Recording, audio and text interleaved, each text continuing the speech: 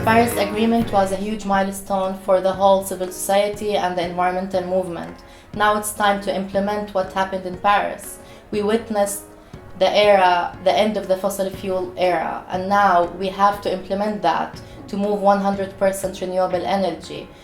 An example, in the Arab world, we have to move now to green economy in order to implement Paris Agreement.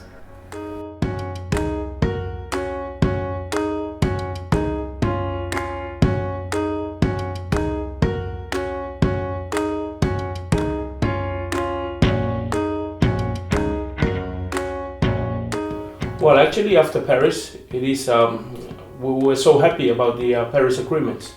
So what we're doing at the moment is a matter of implementation of how the government and NGOs, civil society work together in an inclusive way to deliver what has been put forth or put into the Paris Agreement. So at the moment, we're working hand in hand with the government and the churches and other NGOs, civil society, to implement and to put into actions what has been provided by the Paris Agreement.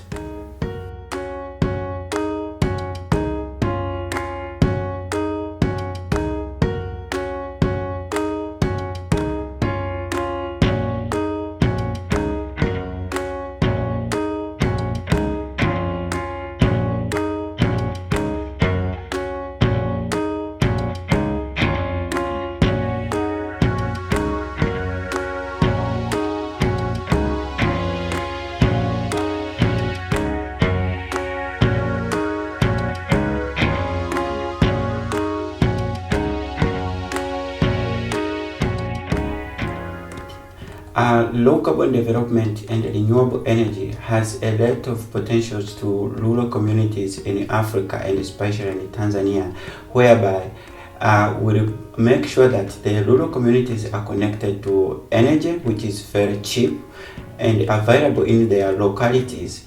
And in this regard, will contribute a lot to poverty reduction, connect to the social services institutions, especially the hospitals which are available in the rural communities, education institutions, and other related services, shops, and the alike. And they will be able to get energy which they can use to store foods and whatever for their well-being and sustainable development in this regard.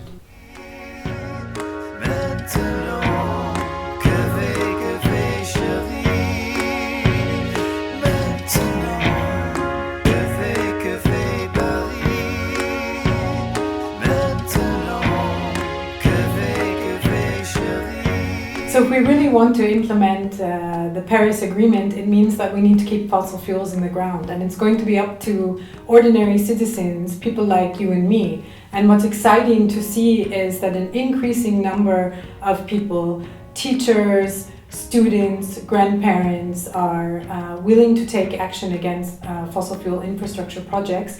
And in fact, this May, in at least 12 countries, including Turkey, Germany, and Nigeria, ordinary people are willing to go out and take creative and determined action against infrastructure projects right at the sites themselves.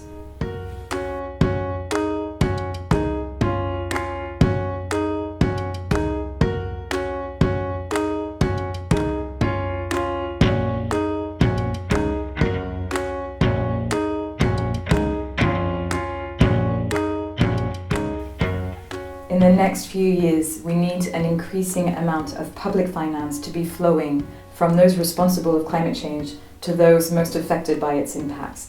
That means making sure that we put in new financial instruments, maybe a carbon levy on the fossil fuel corporations which are polluting the atmosphere.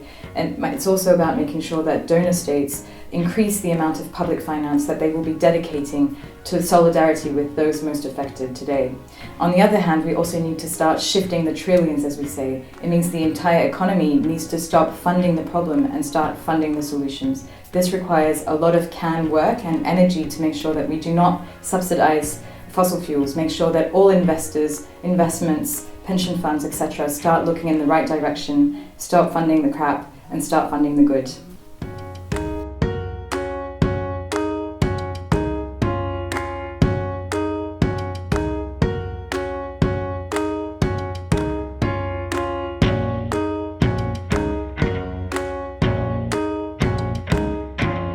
In order to fix climate change, we know we need transformational change. And to get transformational change, we need people power.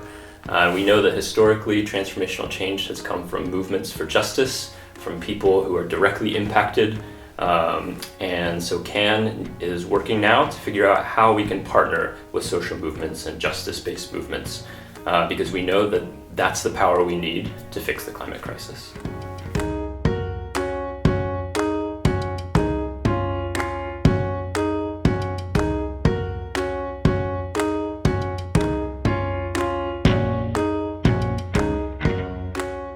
Even though at Paris we got a reasonable deal on climate change, we know that the people on the front line of climate change, the poorest people in the most vulnerable communities, are already facing dramatic impacts. Things like rising sea levels, worst ever typhoons, worst drought that is stopping people from growing food. So we as an international community need to make sure that they get the support, the poorest people on the front line of climate change get the support that they need. Maintenant, que fait chérie? Maintenant.